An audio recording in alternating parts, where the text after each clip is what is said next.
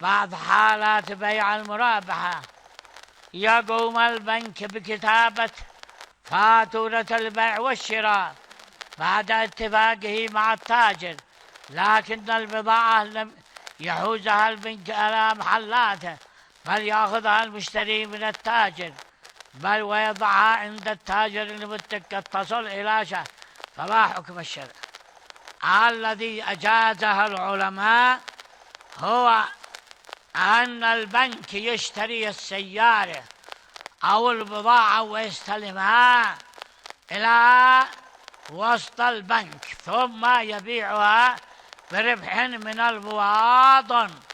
أما إذا باعها قبل أن يقبضها فهذا حرام، لأنه بيع الشيء قبل قبضه، هذا لا يجوز. فإذا صح أن البنك بيبيع من التاجر السيارة أو البضاعة قبل أن ينقلها فهذا حرام لا يجوز.